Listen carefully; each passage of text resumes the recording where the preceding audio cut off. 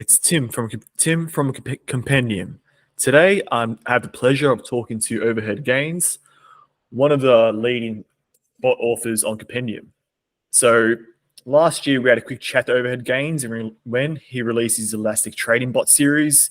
So we felt it was necessary to touch base, see how his bots are going, and introduce him again to the community, and let's see where he's at. So Overhead Gains, feel free to introduce yourself and we'll touch on your origins and yeah. Hello, everyone. Hello, Tim. Thanks for having me today. My pleasure. Okay, so first off, who are you? What got you into trading, investing, and what was a catalyst? So, what got you into automated trading? It's been a really long journey, I would say, because let's I hear started working in finance like 15 years ago, and then I picked up engineering a few years later, and I've been fascinated with automation and bots and everything related to it. So I started specializing on AI, and I've been experimenting with various ways to create these kind of machines for like I think like almost 10 years or a bit more. I've been trying to automate, gambling stuff like poker bots, and then I moved to forex trading. And then in 2015, I discovered crypto, and I saw a big opportunity, both as an investment as well as for automated trading. So from there, I focused mostly on automating trading in the crypto space, and eventually this got me to launching my first bot, Dreamcatcher, in 2020 during the COVID pandemic, which gave me plenty of time to experiment with more ideas, and that was the time when I moved all my trading algorithms to TradingView and explored and learned PineScript, and it opened up a lot of new possibilities, which were really time consuming to invent on my own previously. So yeah, that's the short story. And then from 2020, since my bot's been available, I just kept on updating them, adding new bots and stuff. But I'm sure we are going to talk about this later, a bit more details. Of course. So yeah, definitely an interesting background. So to say that, so on a side note, you've had your trading bots. So how long have you been running them? So like you said, you built Dreamcatcher in 2020. Was that your first trading bot, or do you have develop any like internal trading bots beforehand? And what was the experience there? That was the first bot which eventually matured enough to be publicly available. I've been fiddling with trading bots since 2015, but they were all like some internal stuff I've been running on my own machine, and then downloading a lot of data sets and going through them. I was trying, neural networks and reinforcement learning and a lot of different stuff. But it was Dreamcatcher which first reached a point which I was happy enough to share with other people. I see. Yeah. I'm a big fan of Dreamcatcher. Yeah. So it's been around for quite a while when you think about it. And it's all coded in PineScript, correct? Yes. Great. I've gotten familiar with PineScript lately, so it's quite a learning curve. Especially it's very, very different from most of the coding languages you would find. But on the other hand, the platform is built and the data is there. And I think the most important aspect is visualization, because you want to be able to see easily what the bot is doing, where each indicator is, what are the values, and you have all the data available right on TradingView. So you don't need to download the data sets and then feed them and then load them up and create the visualizations. So I think it's really powerful in this sense. Of course, you can arrive at a point when you pass this state and you feel like, okay, I would be more happier to rewrite this whole stuff in my own engine, for example, and you would use Python for all of these.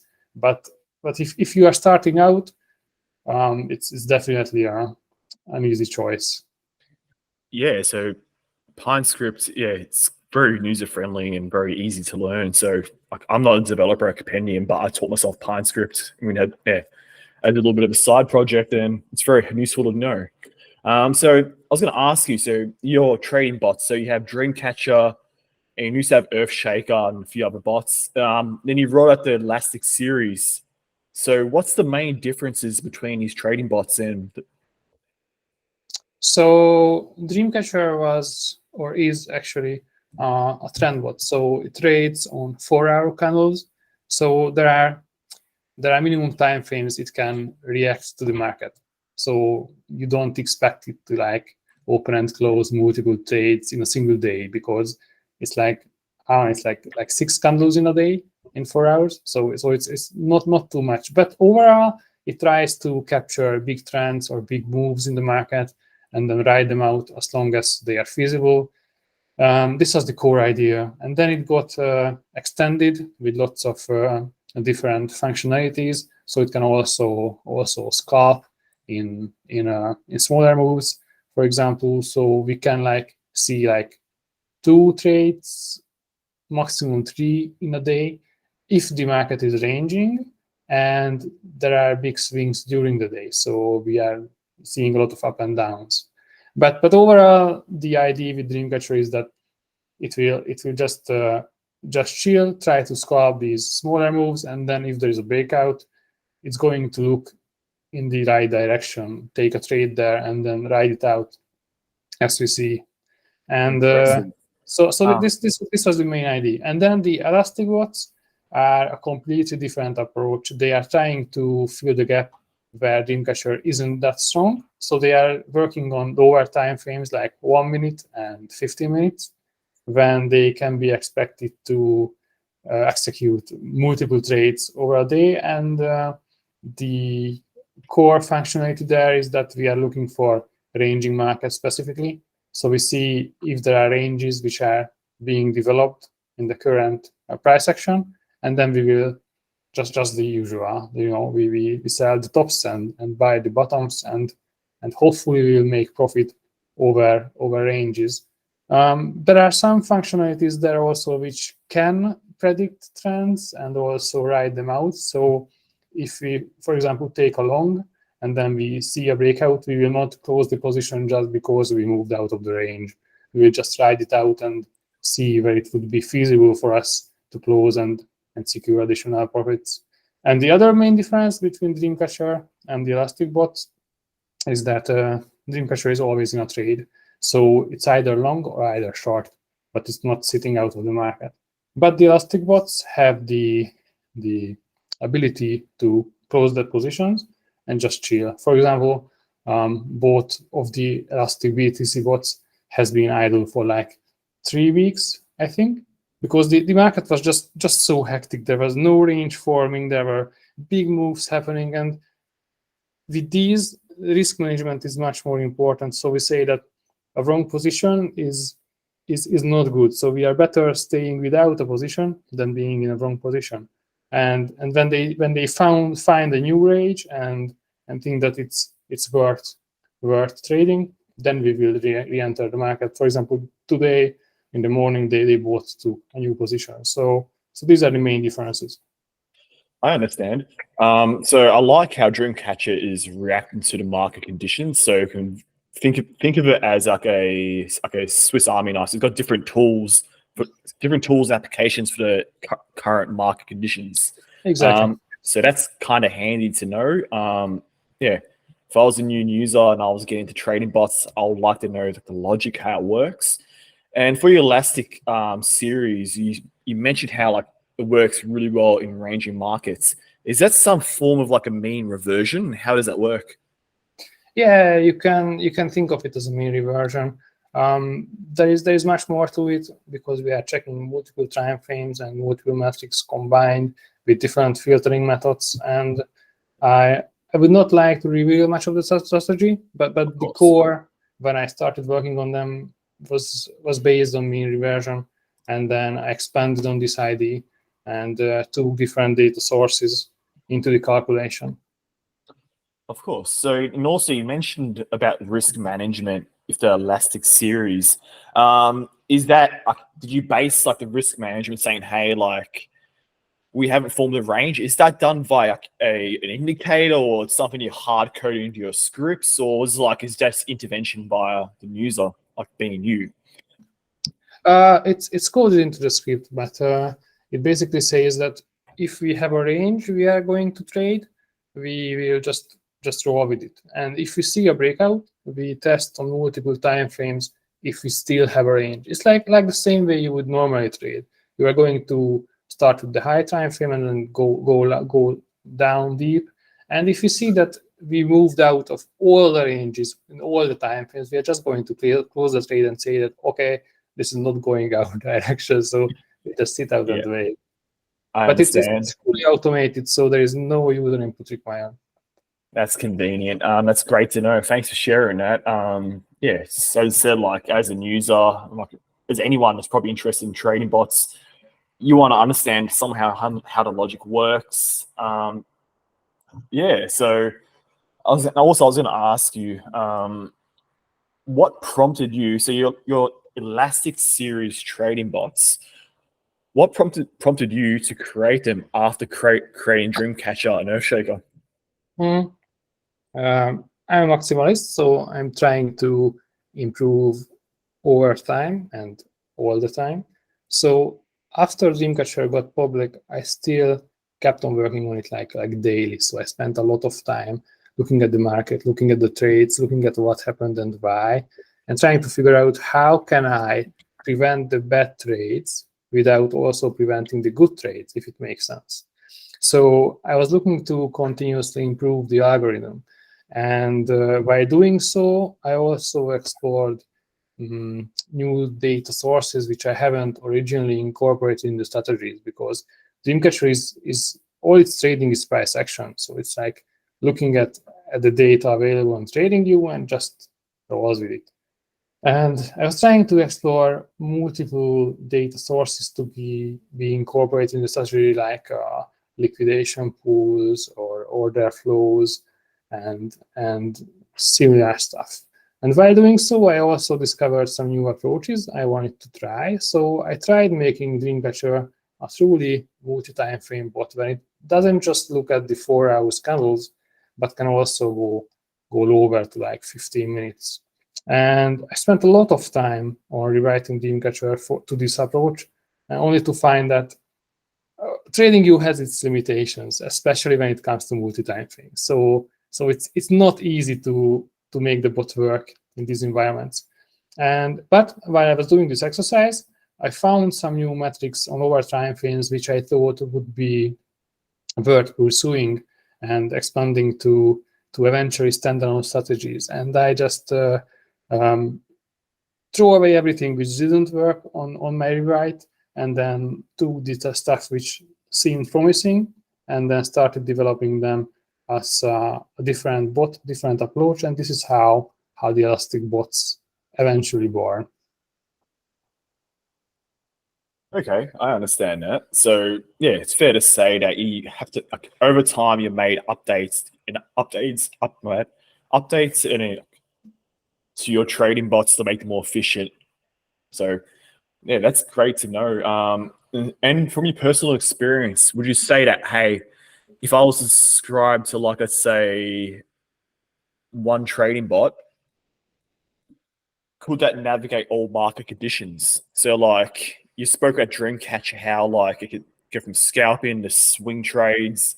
Would you say that's more of like a one trading bot fits all market conditions compared to your Elastic series? I would say yes, but it depends.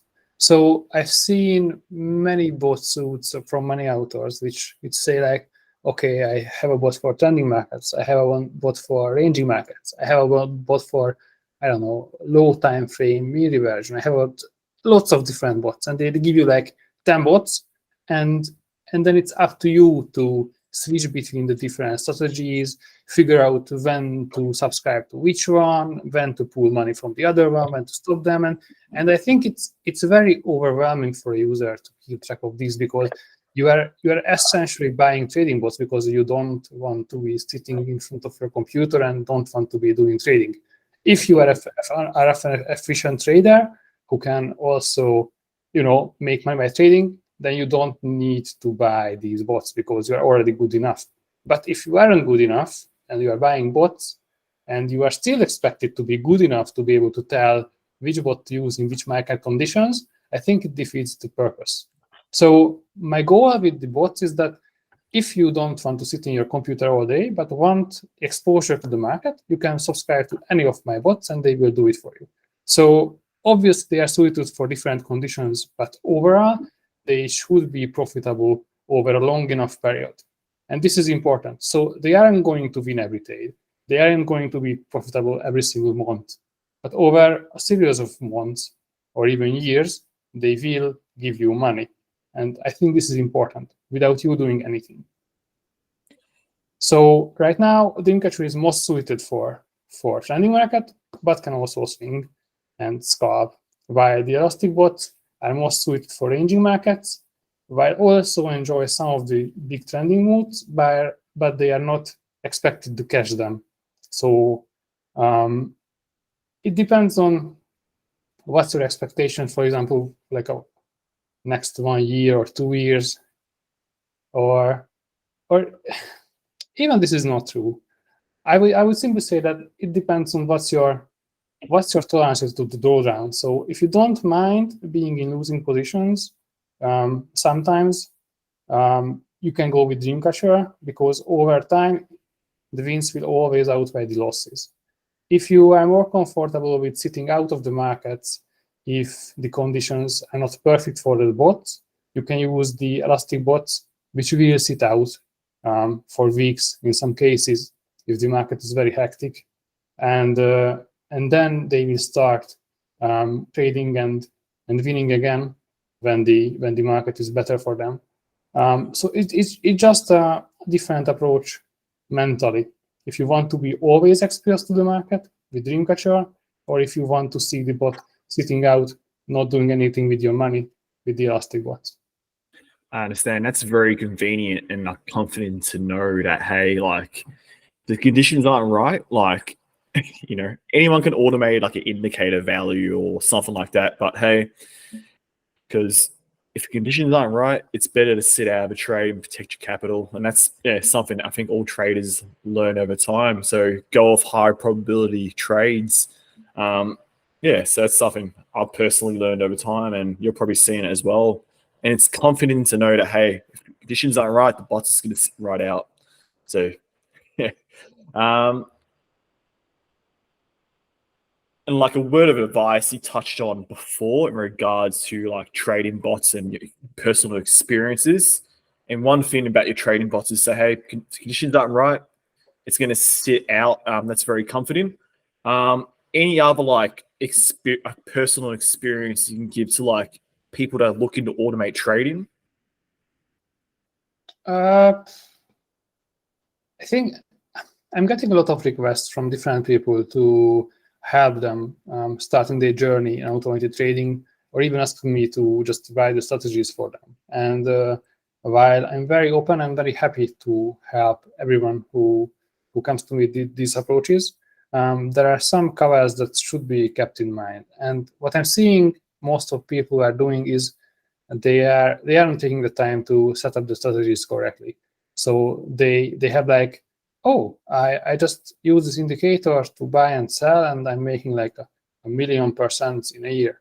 And that looks good on paper, but without properly setting up the strategy, they are most times using money they don't have. Because like with new strategies on TradingView, they are configured for like you're buying one contracts every time, and they are saying like, okay, I use $100 for the strategy, and then I made like $1,000,000 this year, and it's all good. But they didn't even have the money to buy a single contract when they started with, although the strategy bought them the contract and sold the contract, and it's just like 100 times leverage or something, and they wouldn't even survive like a third trade. So I think the most important thing, if you are looking to automate strategies, is to make sure that set up correctly. So you are only spending money you have. You don't buy contracts into if there is not enough balance for it. Look out for liquidations, because this is something trading you isn't good at simulating. And you are like, oh, I have like small drawdown and it's all good, but in reality you would have been liquidated there and you would have a balance of 0. So make sure you have the foundations right, and you're actually testing something which is close to real life. And the second thing I'm saying is a lot of people are just overfitting strategies. So they have a single indicator or a very similar approach, and they are just fiddling with the numbers until they see something feasible. And while in some cases it's good to touch these numbers, because it's like not always you want an MA with 7 and 21. You sometimes want to change these values if you have a reason to do so. But just fine-tuning them until you see a number in the performance stuff which you're happy with is not the correct approach. So these are the two things I'm often seeing with people who are starting out, and these should be addressed. Of course. And so like when you mentioned actually for your strategies and trying to automate like any trading bot, if you're doing it yourself, it's best to forward test. So like what you touched on there was saying, hey, TradingView will not give you will not tell you if you've been liquidated, wouldn't visualize the actual trades sufficient enough. Is that correct? Yeah, so the backtesting engine in TradingView is a bit different to when strategies are executed in real time and actually trading for you. And especially this is visible when you are using multiple time frames, because if you're using multiple time frames, in the past, it's very easy to foresee the future and use data you didn't have back at the time. And obviously, you don't have this when you're forward testing. You cannot tell what will be the price tomorrow. And it's also really easy to get slipped into this mistake. So also, if you can just stick to a single time frame and execute the strategy there, don't go crazy with pulling multiple data feeds from multiple time frames, multiple assets, because it will just complicate things and give you unrealistic results. But obviously, you only want to start forward testing when you have something which works well in backtests. So you see that, okay, this is a good idea. It's making consistent money over the past years. So I might start like putting like $100 on it and run it for like 3 months and see what happens. So that's perfect advice. Thanks for sharing that. And the second thing you touched on there is people like novices when actually looking to get into automated trading. Now, is it fair to say that if you play around with indicator values too much, it's fair to say, hey, maybe you're overfitting the bot? So as in like you're changing the values and showing greater returns, but you're also limiting your sample size of trades. Is that fair? Not necessarily limiting the sample size. It's more like you are overfitting your bot to the past too much. Obviously, there are patterns which you can find and then exploit in the future and using your own strategies. And if you can find these patterns which are general enough and not specific to the past, I think there is a sweet spot when you can use and make consistent money in the future. It just you just have to be careful, not to say like, okay, like 3.5 years ago in June 17, there was this trade which I'm not happy with, so I'm going to tune this parameter like 0.5% higher, and then this trade will not happen, and I'm happy with it, because this isn't general. If you see like, if I'm going to change this value, and then in the past 1,000 trades, like 300 gets a better result, it's probably a pattern you discovered and you can capitalize on it. I understand. So pretty much, yeah. So we'll start to wrap up our interview. So let's touch on like for your community. Is there anything you want to share that you're currently working on or making? Yes, I think I would like to mention that my bots have been available for a monthly subscription since the beginning, and I know it was a lot of pressure for a lot of people. So, for example, if the bot has losing month, or if it's sitting out too much because the market conditions are not right, I felt that a lot of people felt pressured with the monthly subscription fees. And I know a lot of people on other bots which are very expensive, and they just kept on adding capital to the bot to make back the monthly fees that they were not comfortable with at the first place. So with your team and with the relaunch of the platforms, we actually switched from the monthly fee model to a new model when you can just try all my bots for free forever, actually. So it's not try, you can use them. You just sign up to OKX with my ref link, and then DM me on Twitter, and send me an email, or ping me on Discord or whatever, and I will give you access to the bot. So we are trying to make this a more pleasant experience for everyone. So we are taking out the burden of having to pay for the bots each month, so you don't have this axe hanging over your head when you're just trying to pay for the bots, but you can just sign up to them for free, put any money you want on them, and just roll with them. So I believe it would be much more accessible for a lot of people. That's very enticing. And it's also great to hear that, because it aligns closely with Compendium, saying, hey, we want to remove barriers for traders or people that are looking to automate trading. So, removing that pressure, saying, hey, I've got to fork out or give X amount of dollars per month for a trading bot subscription. But if I like what the content or what's being created by the author, I can support them directly by using the ref link. And yeah, we appreciate you doing that. As I said, there's always barriers in place, and removing those barriers is going to bring more users to your product, and it's a great win-win for everyone there. So thanks for sharing that. What I'll do in this video, on the description below, I'll put your ref link in as well. So if you liked what's been discussed here and you want to try the trading bots, simply sign up to OKX with Overhead Gains' referral link and DM him personally, or reach out to him on our Discord, and we'll get you hooked up with these trading bots. And on a personal note, how's the experience of Compendium been as a bot author? It's been fairly good. I've been using a lot of bot platforms lately, and I know some has shut down, some is transitioning to a different model and all that. But obviously, when you are looking to automate anything, the most important thing is reliability. So you don't want your trades go missing. And this is something I faced many times with different platforms, that I was posting a signal and it wasn't executed, only executed partially on anything. And if I was seeing something similar with Compendium, I reached out to the guys, and they were super helpful and looked into the logs and stuff, and made the fixes very, very early.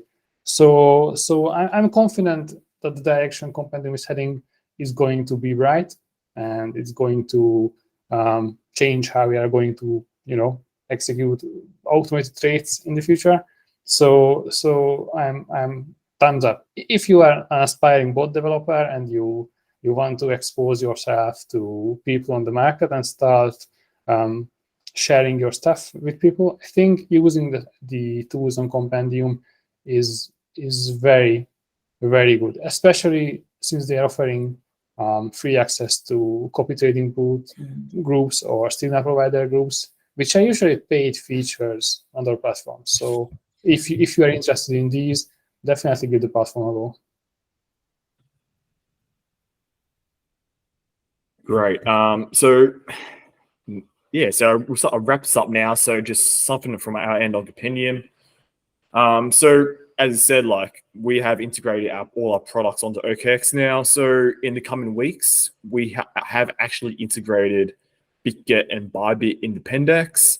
And in the coming weeks with that, you'll have a copy trading, single provider service, and bot trading all going live. So these things do take time. So please bear in mind, we do undergo strict quality control on all our integrations, because we want to make sure everything's perfect when it goes to a live environment. So that's what we're working on. So that's happening. We also had our Compendex go live today, which is the equivalent of your Bloomberg terminal, or inspired by the Bloomberg terminal for the Solana ecosystem. So if you're in DeFi trading, feel free to give that a try.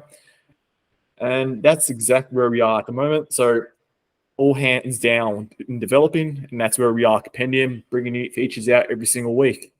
So thank you for taking the time to support us, and thank you for taking time to listen to Overhead Gains.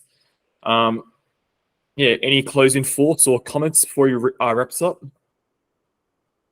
I think we discussed everything. So yeah, just keep developing, keep making bot trading more accessible. Perfect. As I said, thank you for your time today. It's been a pleasure talking to you. And so thank you, and thank you for listening. Likewise, thank you very much. Have a good day.